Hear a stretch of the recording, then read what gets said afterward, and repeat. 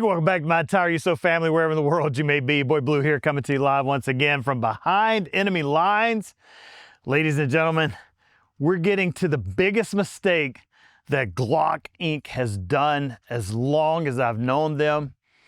Born in 1998 was the Glock Model 34, the G34, which quickly became a favorite amongst myself and some of my teammates. The reason why this came about, and it was marketed as a tactical, practical Glock, more geared for competition style because it has a full 5-inch barrel, giving you a little bit more velocity off of that 9mm round. It has a longer sight radius, thus supposedly increasing your accuracy. It has the full-size frame, giving you a full grip, full magazine capacity if you're so lucky to dwell outside of enemy lines. Also, with the Gen 3 model, gave you the capabilities of attaching a surefire light. Now, I know everybody's very familiar with the military adopting the G19, the Glock 19. And the reason they did that is they already had in inventory a full-size 9mm pistol, which I incorrectly stated on a previous episode was the SIG 365 or M17 or whatever they're calling it. And someone corrected me down in the comments, which you guys are really good about, and we don't hate on that. We appreciate it. They said that it was actually the Glock 19 was added because the military already had in inventory the M9 Beretta as a full-size 9mm and wanted a Glock, and so the 19 was the one they were able to get to fill the void of a compact 9mm, and has served them successfully so far and continues to do so. Building on that reputation of the 17 and 19, the 34 came into use around 1998, so probably around 99, 2000 is when I became familiar with it. A lot of people were thinking, oh, this is a little too large for me. However, if you're running a light on it, as you could see very clearly on camera, the flashlight slightly extends in front of this muzzle. So even if you had the 17, which would stop flush with the frame, you would still have to have a holster at least the minimum length of the flashlight to hold it. So our thought process was, after trying it out, this is one of the softest shooting 9mm I've had the experience of firing. Not that 9mm kicks that hard, but the faster you can hit your target accurately, then the more effective you are. So a softer shooting 9mm with a little bit better velocity is a win-win in our minds.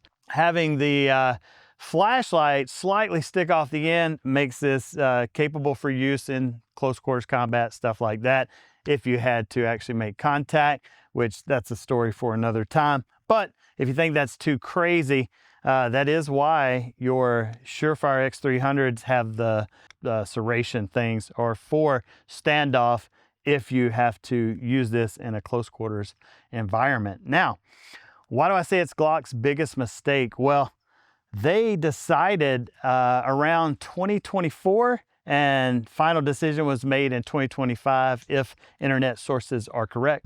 But this video's intent is to sway them to not cancel this, because in 2024 they started taking away SKU numbers because they offered so many different models and trying to focus on the modularity and improvement of just a few models and just shrink their overall catalog size and all the different machining they had to do for these multiple models. And the 34 was one of the models that they cut, and that decision was made in 2025. So here in 2026, we think it would be a great move for Glock to make to bring back this 34 in a Gen 6. We would really, really love to see that. So from our bottom of our hearts, we're asking Glock to do that. And maybe this video will help move that in that direction. Now, another reason that they said they were getting away from the 34 is now they don't need the longer sight radius because everyone is adding red dots to the top of their pistols. However, I still think the little bit longer barrel, increased accuracy, velocity, still justifies having the little bit longer barrel, especially since the X300s are going to protrude slightly in front of your muzzle anyway. So one of the great things about the Gen 3 and Gen 4 that they actually stopped doing in the Gen 5, one of the reasons I don't have a Gen 5, is this cutout on top of the slide. Now, in my redneck mind, the best I can think was to reduce the weight of the slide so that you wouldn't have issues with it cycling. However, this made a good host if you wanted to port your barrel. And what I did on mine, and this is the first time the machinist said he had done this, but I was like, it's my gun, and if I mess it up, then we can just go back and try to fix it later. But I had it ported, the barrel ported only on the right-hand side. I'm a right-handed shooter, left-eye dominant, and when I fire really rapid strings, the pistol seemed to climb just slightly up and to the right. So we had it ported just on the right-hand side at a little bit of an angle, and that helps to maintain it point of aim as point of impact for the round, even under fast firing conditions. Now, if you're already in possession of one of these Glock 34s, then you already know that it comes with a few upgrades that are not common to most of your standard platforms. The first and probably most noticeable is the trigger pull.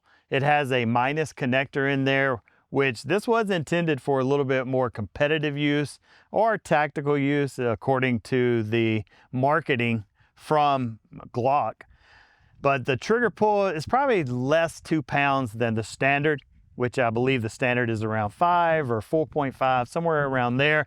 They actually break in really well with that negative connector, so very happy with this one. It also comes with an extended magazine release. Now, if you are lefty, and you got big meat hooks, you may inadvertently depress this, dropping the magazine sometime during your shooting.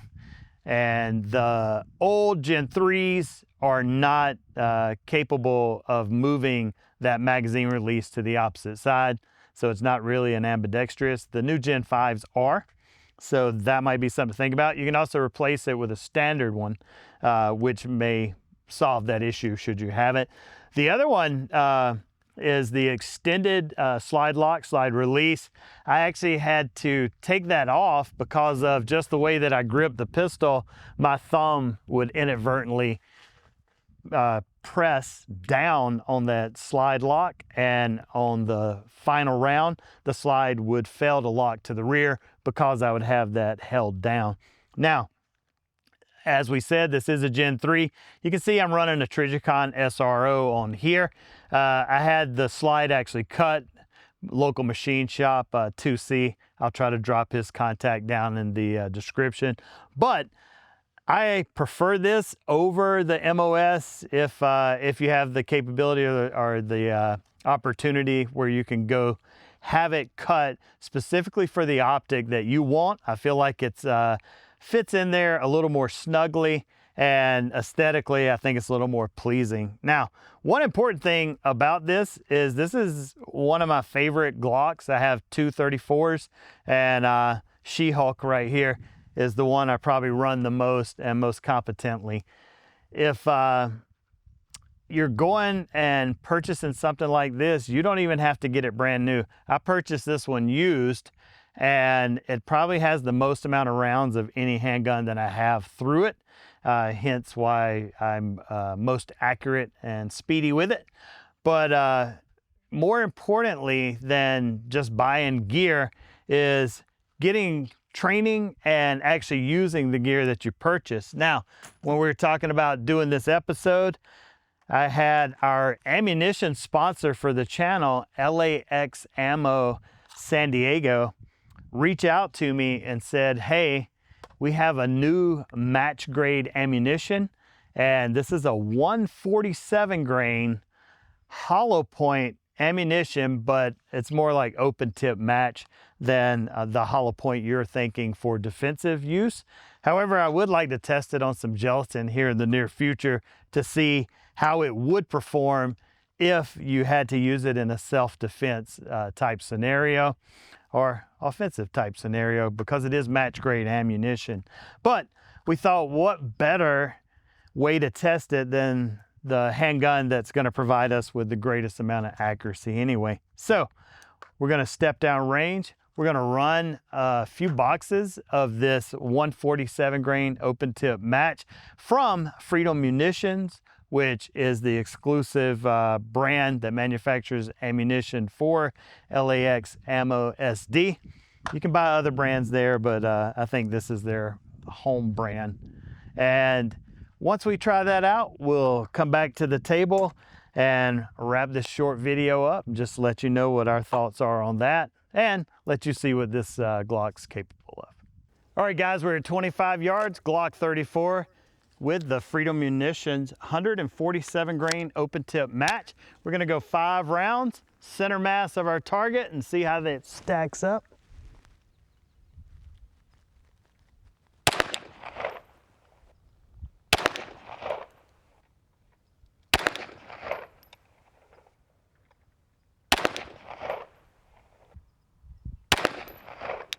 Got a 5-shot group here, through one, shame on me. The other 3 are here, and the 5th one, potentially there's a little rip there. Interesting. I guess we'll see how it goes as we push more down range. It's gonna run a quick build drill. We're here at 7 yards and 6 rounds, so stand by. You can feel it shoots fairly flat. A little bit of a wild spread there. Definitely gonna have to get used to that.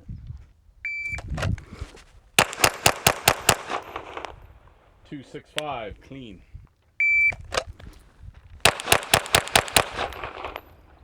278 through one. Went wild on this one.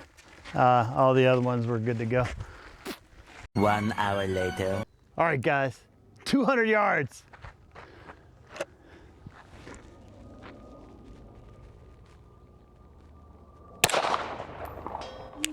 Oh! Ignore all the brass on the ground. 2 hours later. All right, we're at 300 yards. Can you even see this far?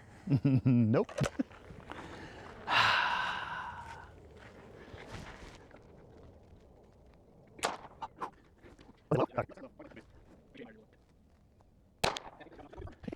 Yeah, see, it's just dropping off. There's nothing going through the firmament. It's just fucking dropping right there in front of the target. Where did it land? On the ground. It did, it just said, F this. All right. I aimed higher. 6 months later. Right. Should I aim higher? I'm aiming over the berm.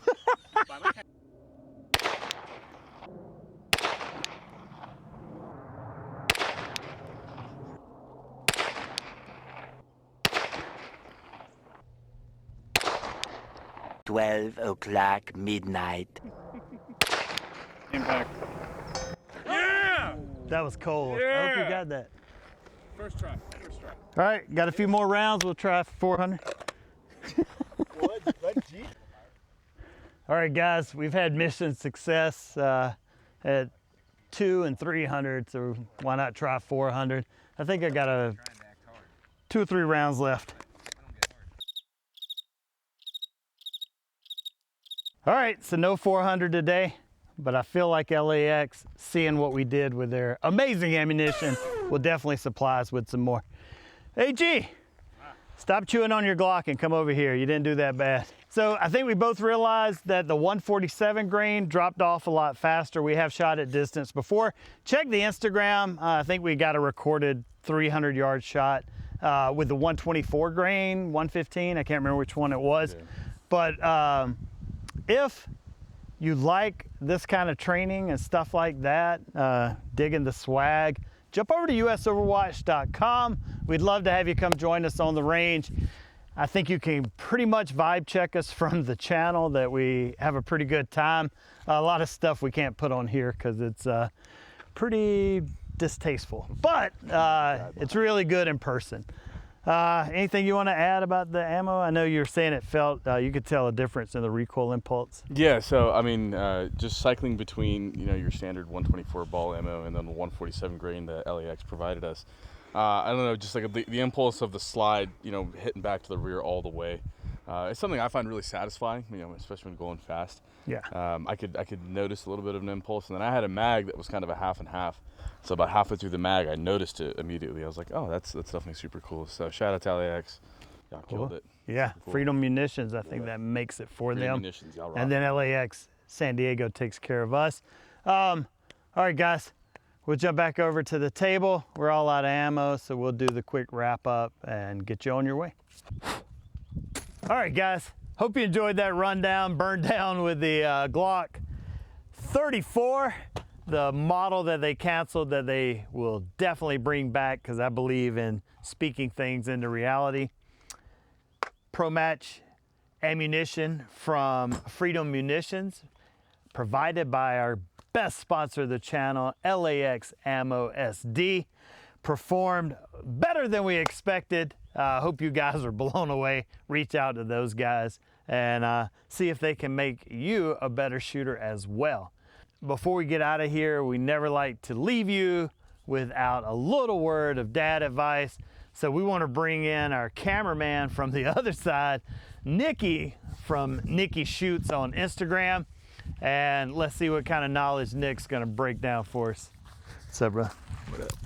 So my advice is choose the hard decisions that no one else is going to choose for you, because in that you can choose your own suffering rather than let the suffering find you. So Damn, that's Yeah. deep, bro. Cool. All right, guys, on behalf of Blue, Nick, and the entire USOW crew, that's all we got, boys and girls, and we are out.